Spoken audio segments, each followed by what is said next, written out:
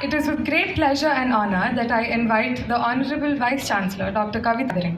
Her insights will undoubtedly inspire us as we embark on this new academic endeavor.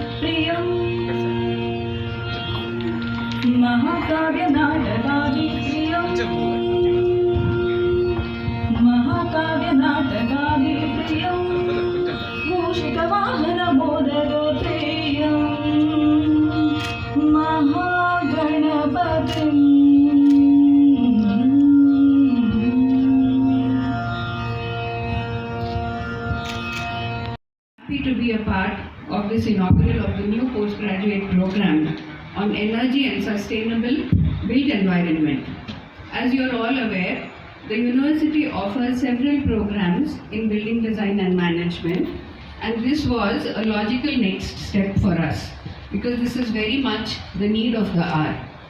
Sustainability has become an overwhelming concern in the last few years, and it has become a space that needs serious and urgent attention, I should say immediate attention. To give an idea of the environmental crisis that we find ourselves in 1950, the total plastic waste per year that was produced was about 2 million tons. In 2015, it had become 350 million tons. So to put this in perspective, when the population had increased by about 3 times, the waste had increased 175 times. So this is only one aspect of the situation. Just now when the principal spoke, he has pointed out what are the various dilemmas and aspects which are making this situation so very critical. Though this is only one aspect. In this program, the focus would be on the use of appropriate technologies that train building professionals to address issues of environment and climate change. I am very happy that we, JNFAU, are the first in Telangana to offer a program on this theme. It has been one of the important areas of focus in the last several years in many of the universities abroad and more recently in many other parts of India. NIT Trichy, NIT Hamirpur, SPA Vijayawada, Geetam, Bharati Vidyapeeth, all of these have programs which they've started maybe 10 years back or even more than that. CEPT has one in building energy and performance. So maybe we are a little late in joining, but as I said, better late than never. So here we are with a new program, postgraduate program in sustainable environment. I'm also pleased to inform you that in a way, it may be a unique program in the country. What is different is that it has been visualized with a multidisciplinary orientation. The program is open not only to architects, but also engineering graduates. The curriculum will poise students to look at environmental impact that results from construction and energy consumption of buildings and study methods on how to lower the environmental footprint of buildings. They would study many things: sustainable building design, thermal envelope, passive methods to reduce energy consumption and carbon footprint, building rating systems, and even net zero building design. Importantly, we realize that active and passive systems would continue to operate side by side, and these would also find a place in the curriculum. I've always wondered that seems to be so much of place for innovation even in the active cooling systems. For example, at night when you are sleeping with the AC on in the summer months, I know that there are some people who don't use AC over here, so with the exception of those people, when you get up in the morning, every surface, the floor and every object is cold. So is it so difficult in this day and age to come up with the design of an air conditioner that only cools the place around the bed where the people are actually sleeping? So there is so much of scope for innovation, so much of research to be done. Students will also study life cycle assessment of buildings. Energy is one of the important focal areas of this program. They will study energy modeling, energy optimization techniques, and develop competency on building energy simulation. This field requires professionals with expertise from various fields and needs a collaborative approach. To give an example, there's a company called Efesata, which is working with Politecnico di Milano to develop a prototype for a mosquito mesh with sustainable coffee. This is the kind of research that is being done. And this stands at the intersection of architecture with material science. It is the kind of holistic approach that we want to work on. There's an architect from Maharashtra who is also part of the team that is working on this solution. So we think that architecture needs to open up to the latest research in areas of artificial intelligence, material science, embedded systems and robotics. These new technologies should find a place in contemporary design. This kind of approach is very important as it could have a long-lasting impact on the environment.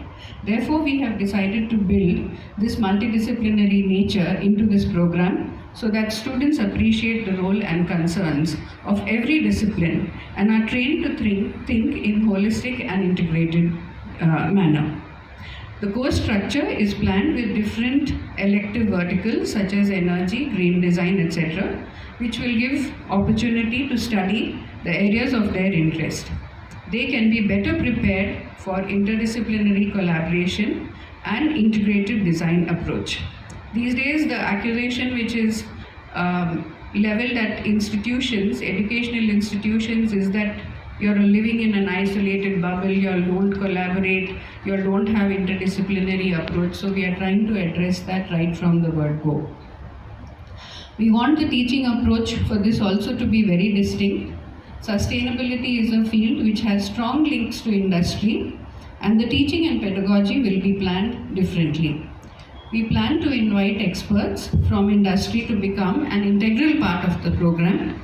They will not simply be visiting faculty, which we already have in all our other departments, but they will be consulted for the design of curriculum, as mentors to guide the direction of the program, and also as teachers. By doing this, we hope it would make our students industry ready. Many of the experts are here with us today, and some of them are also our alumni. Architect Jeevan Mohan, Architect Swati, Architect Srinivas Murthy, Architect Praveen Soma, and Architect Sri Lekha. I recognize and appreciate your presence here today. We will also invite industry experts to conduct workshops on emerging areas in this field. I'm confident that all these steps together will enrich the program and strengthen it. Another thing that we want to do is that students will take up case studies of high performance green buildings in India and around the world and will analyze them in terms of their design systems, their environmental performance, and so on, so that there is better understanding of the theory subjects and the tools that are used. So we do not want to limit this to a very theoretical manner of teaching. We would like to have a very experiential, hands-on approach. They will have the opportunity for an insight into various sustainability techniques and their performance. We will also have group-based activities and adopt a problem-solving approach. This will help to develop critical thinking and communication. Research is also going to be an important part of this program, as there is so much technological advancement that is happening on a day-to-day basis.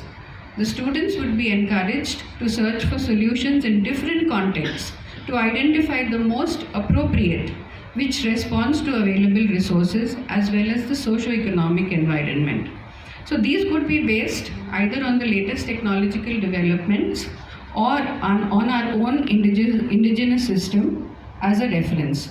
Improvisation and adaptation of local architectural solutions that have evolved to adapt to the environment and climate. These initiatives are in line with the national education policy and in keeping with the current awakening to our Indian knowledge system. It is a challenging area. We are optimistic, we are enthusiastic, and we hope to train graduates with an awareness of their own sustainability values. We recognize the importance of management and governance, and we have included this in the scope of the curriculum. Strategies for achieving sustainability will fail without the right policies. For example, bringing down the cost of products. This would encourage innovation and use of low carbon technologies. In conclusion, I would like to add that we are very aware of the need for new processes, new products, new protocols to implement sustainable vision for our specific situation in India. I thank one and all for being here today with us. Swati, the director of Terra Verdis, an environmental design consultancy. Architect Swati, she's co-founded the Griha Council, advocating sustainable design in India. She contributes to the Griha Technical Assessment Committee, refining the criteria for the Indian Green Building Rating System. Her prior experience at the BDSP Partnership London involved collaborations with global architectural icons like Richard Rogers, Norman Foster, and Renzo Piano on projects such as the National Welch Assembly Building and the British Antarctic Research Centre, enriching her international expertise. With a decade of diverse experience spanning policy research and corporate expertise in utilizing computer analysis to guide architects towards sustainable buildings is a testament to a commitment to a greener tomorrow. Please join me in welcoming Architect Swati to the podium. For the introduction. And thank you very much for inviting me to be here at the launch of this program. As Kavita ma'am said, this is long due, and I'm very glad to see that as an alumni of this university, that I'm seeing sustainability and sustainable design as a master's program being introduced here. So, in fact, my journey into the area of sustainability was inspired here in this college, in this university, during my time, during the being taught by people like Professor S. Kumar and Mr. Ravi Anand and Ms. Kavita ma'am.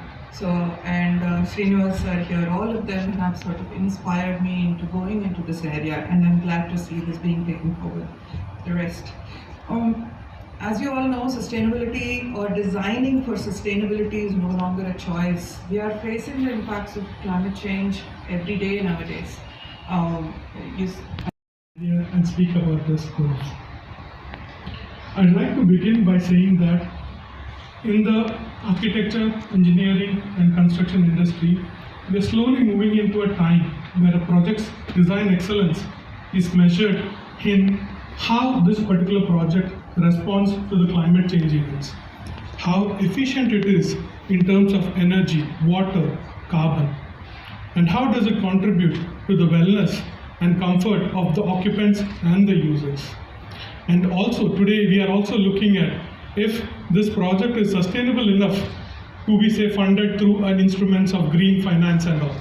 Now all of these activities are kind of undertaken using a large umbrella term called as sustainability. Now sustainability is multifaceted, multi-pronged today. Now today I represent a company called as Buro Happold. We are a global company, say around 3,000 employees, and our sustainability professionals alone contribute around 400 people at a global level. Now, if I look at different scenarios which we have, I'd like to say that as a company which is committed to saying that every project that we are going to design will attempt net zero carbon neutrality by 2030. We'll look at their embodied footprint reduction by 30%. We have kind of strategies. Our strategies are validated by SBTi. We are trying to implement it across our project. Now, how do we go about it? Now, when we look at our different employees, our cross-section is very interesting.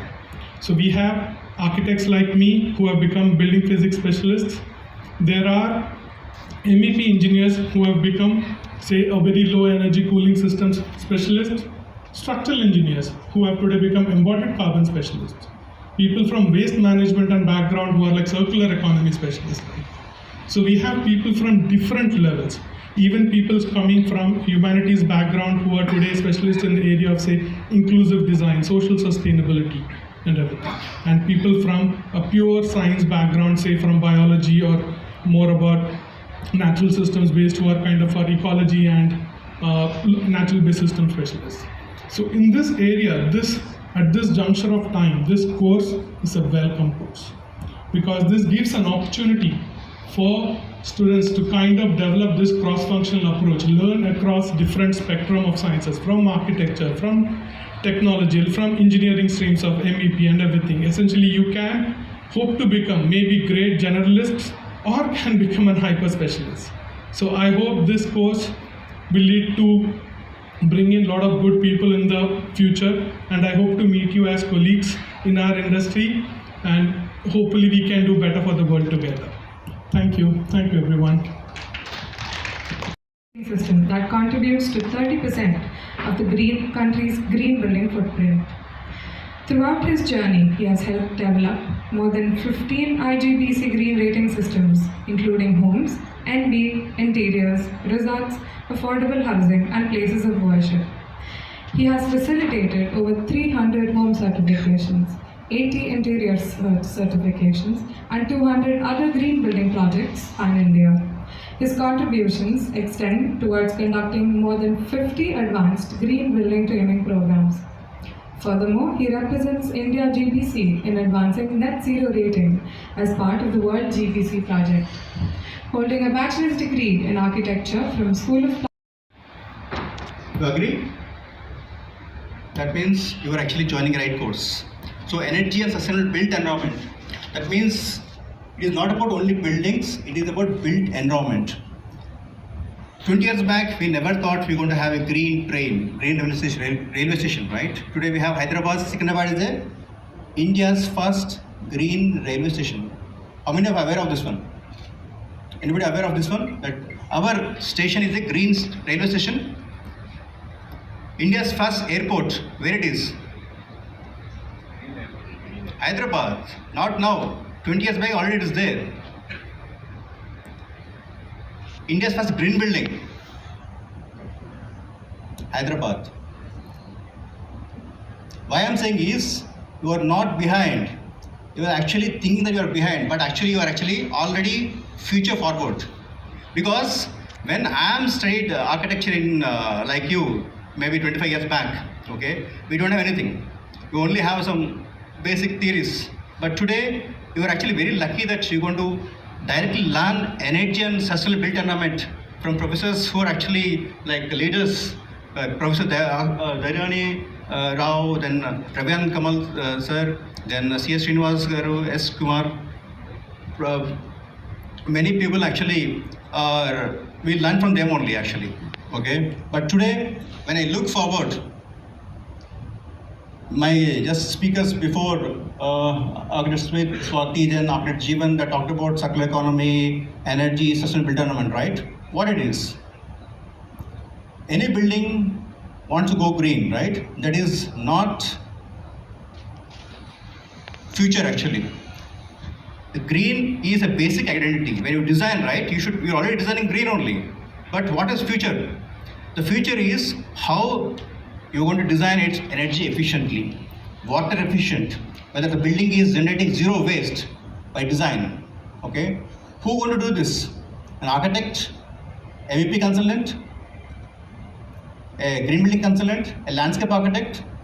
Earlier we thought everybody is independent, but today we're talking about integrated design. That means all actually are required to become a green building or green built environment or green city.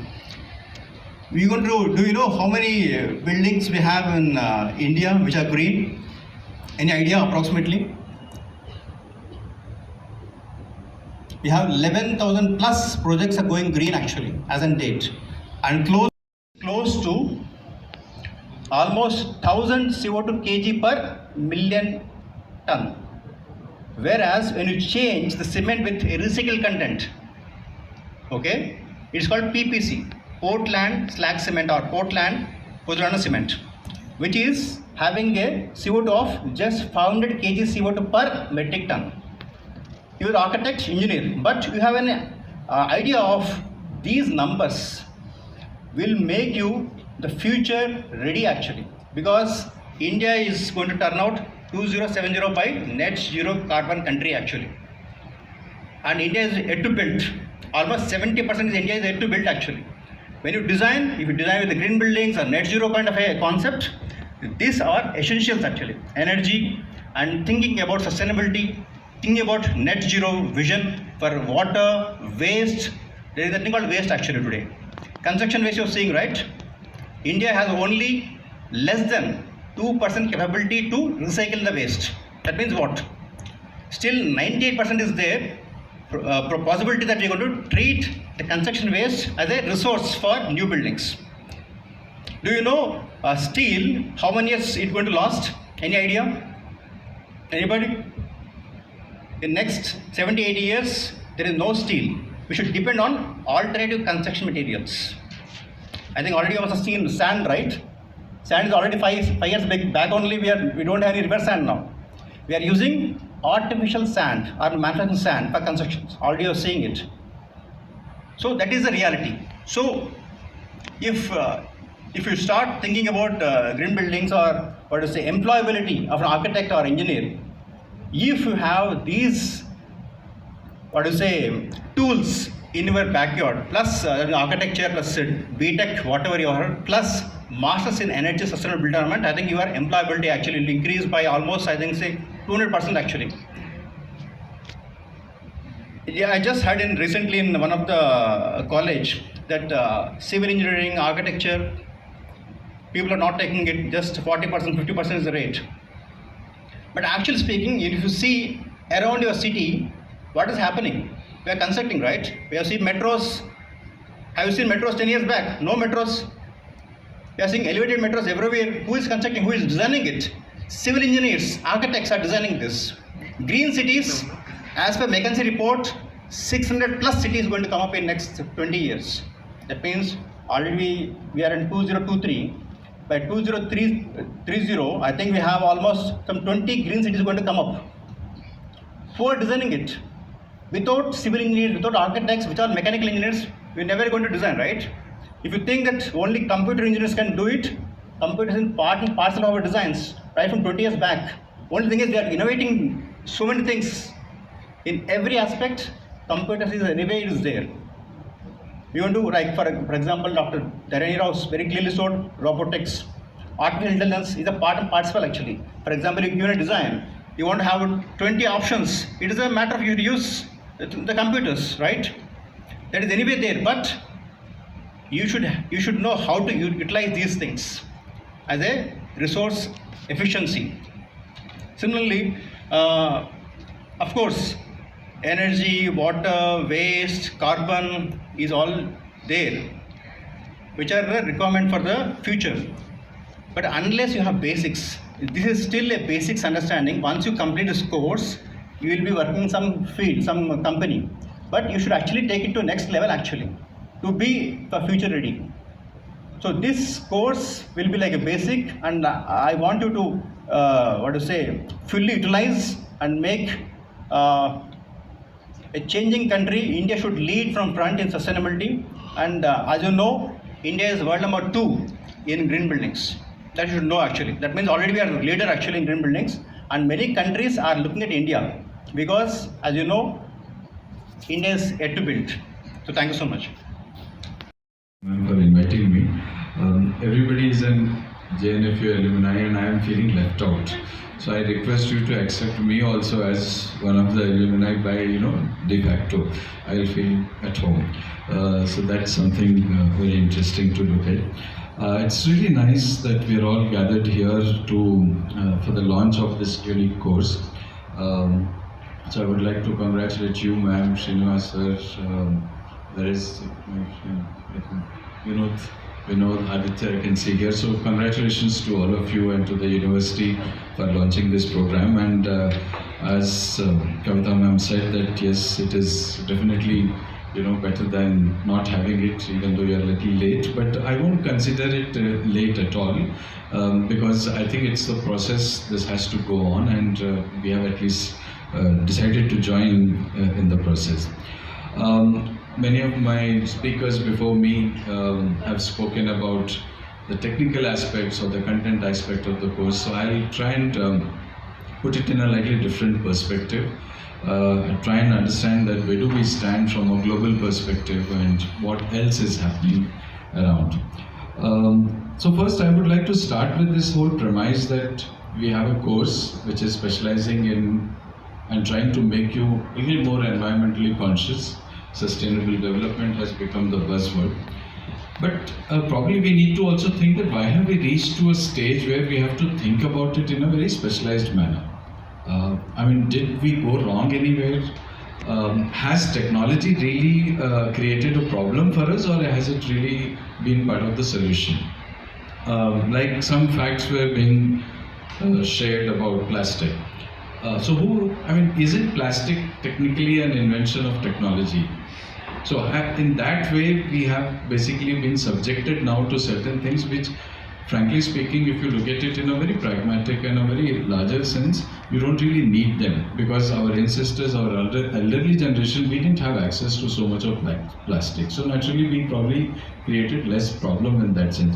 So in this context, I would like to believe that as architects, especially I'm sure there are some young architects in the room or the students, that we are trained to, in a way, as a design professional, to give an idealistic solution to a given set of situations or a problem. There is a requirement, and it's like we are capable of giving a solution to a given set of problem. But I think unfortunately somewhere it has got interpreted as that we also have now created that right to ourselves, saying that I will create a problem first and then try and solve it.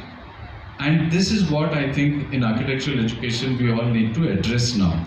Not just by launching a specialized course at a PG level, but I think right from our school days, that we have to imbibe this whole nuances of being sustainable in a very conscious manner. Probably when I studied as a school child, or many of us in the seniors in the room, it was not a very conscious effort to understand nature, sustainability, and it was not something additional that you had to add on to your living style. It was the way we lived probably in a very sustainable manner. I think that is something which is very important for all of us to think. So I just hope that when we conduct this course, somewhere in this, apart from the whole technical and the academic part of it, there should also be a way to inspire students to probably think a little more philosophically and try and change the lifestyle, because that would lead to many more sustainable and bigger efforts around us. Simple thing is, I don't remember as a child. So I was born and brought up in Delhi, and I lived half of my life in Madhya Pradesh, right in the heart of the country, where a particular kind of rice variety, which is called the Chinor chawal, was very famous. And we would eat that because it was grown locally. But today when we walk into any of the supermarkets here, basmati rice is the norm, because it is readily available to you in a packet manner. And where does this basmati rice actually come from? Is that really a sustainable way of looking at it? And look at what has happened to us as a society today, that now you have organic specialized stores which sell so-called local crops, and you actually paying double the price of what is otherwise available, a rice which is probably imported from Kashmir or somewhere else. Okay. Now, extend that logic to architecture. Why is it that we have to have an Italian marble floor as if there is no other local material available to us? Why do we have to a Makrana white marble which has to come all the way from Rajasthan? down to south in Kanyakumari because you think you have seen it somewhere and you feel this is the norm and this is the way to live. So I think somewhere this whole idea about sustainability, we have very conveniently compartmentalized it, saying that okay, let me become an architect first so that I become capable of creating a problem and solving it.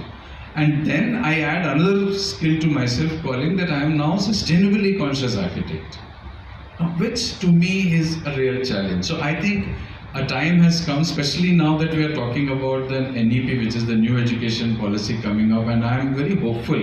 In fact, I am an advocate for the new policy to be launched as soon as possible, is because it now tends to give us the freedom to think a little more coherently, in a more pragmatic and in a more grandeur manner, and try and look at all the things which affect our life and then train ourselves in that particular field, whether we want to be a doctor or an advocate or an architect or an engineer. But the context of our life should be embedded in the courses that we are teaching and the kind of professionals we want to become. And I'm also sometimes get concerned about that, where do we stand as a nation? Or where do we stand, like ma'am, you were saying that, Hyderabad, we're not really late, I can tell you. To give you some of the positive side of the stories, I'm also wearing here right now a hat of the co-chair of the IGBC Hyderabad. And in IGBC, we have constantly under this discussion that how do we achieve this net zero objective, which is set out for India. India has accepted and signed for 2070. But you will be surprised that India as a nation is the only nation right now, which at least we are aware, which has already placed a framework in order to how to achieve that target by 2070. In fact, many nations are struggling even to create that framework, that where should we start, how do we achieve. In fact, India has gone ahead and declared in certain sectors that they would like to achieve it by 2030, 2050 and 2070, which is fantastic.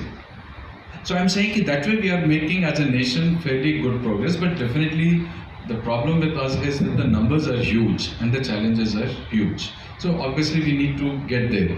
But what is that others are talking about, which are very interesting to look at it. Like in Germany, there are two arguments. Not about generating the waste that gets generated while you are designing building and constructing building, but what about the reconstruction and redevelopment and that is happening world over, and it's very soon happening in India also. How do you reuse that waste, which is part of the waste that is generated by demolition of the buildings? And the architects have demonstrated by rebuilding a 40-storied building with the waste that came out of the demolition, like old windows, doors, including RCC slabs and beams and columns, which is very interesting. Now, that is one. Another set of architects from Germany and some of their counterparts in US are talking about cradle-to-cradle concept, where you're actually talking about where you start, you go back to that situation. And when I was looking at their presentation, we realized that all their inspirations and all their references are coming from India. And which is so surprising. Like they're talking about this whole idea about having tea in the earthen clay pots, which is called the kulhards. They got inspired by that you have tea and then you crush it onto the ground, it becomes one with the earth, and then finally you rebuild it again. They have invented that how do you supply milk in Germany. This company has decided to look at that process, that milks are supplied by bottles or plastic bottles or packets, and they reinvented. They realized that plastic is nothing but fat. Fat is again a byproduct of the milk a cow or a buffalo produces. So can you look at milk as the main source? They kind of extracted certain kind of fat out of that, made the plastic pouch out of it, filled the milk in it, and supplied that. Plastic is nothing but biodegradable and it's part of the same milk which is coming from. I mean, they could think, and including they are talking about that how do you do branding, because your company's logo has to be visible, which is generally done by a painting strip on the bottle, which is again not separable from the container. So they have used the same plastic, which is the fat, in a colored manner, which is again from natural dyes, put it on the same. So I'm saying they are really able to take it so much ahead. then what is missing is that they actually didn't have any reference in their country, whereas in India, right from the historical temples and buildings and forts and palaces that we have built to the very lifestyle that we adopted, I think we have thousands of these references, and I would definitely urge that somewhere in this course content, we go back to the traditional wisdom of our nation and build a module in the course which talks about that how our ancestors were able to look at sustainability as an integral part of their lifestyle, and I think that will give us a lot of good points to ponder about. And that brings us to this whole question that where is the place for our Indian traditional wisdom, the Indic knowledge system, which was where I mentioned in the beginning that sustainability was not something outside of it, it was very much integral to that. I think somewhere it needs to come in the way we look at space, even the proportion, the materiality of it. I'm very happy that Praveen mentioned something about concrete and all that, but I think we also need to understand that is there a way that we can reduce the very demand itself? Because as the demand increases, like I was very scared when he was mentioning that 700 cities still need to come and something 70% of India still needs to be built. Imagine we are in a city like Hyderabad, we are already worried in the kind of city we are living in, and imagine that 70% of it has to be still built. Where are we heading for? So I think in that context, these kind of courses become very important. And somewhere having it in an architecture college with an undergraduate course, I think we should also look at it whether some of these modules can percolate down to even at an undergrad level. Let us inspire them along with this course. Maybe we could offer them an opportunity to come and attend a class even in a PG. Of course, they may not get a degree, but I think the time has come where earlier the better we start. So that means maybe at high school level, maybe at an undergrad level and a postgraduate level. So that is something which, and also this brings to another question that is there that it's just not the program launch that we are having today. It is indeed a commitment to the sustainable future. It is a pledge to leave behind a planet that is healthier, more resilient, and more vibrant for the generations to come. I would like to extend my heartfelt gratitude to our esteemed speakers for sharing their insights and wisdoms with us. Thank you very much. I would also like to express my appreciation to the members of the press who are present here today. Your presence ensures that the significance of this movement will reach a wider audience, helping to spread awareness about the importance of the sustainable built environment. Thank you very much. Let us embark on this journey together with enthusiasm and determination. Thank you. Lunch we have arranged on the first floor. Thank you.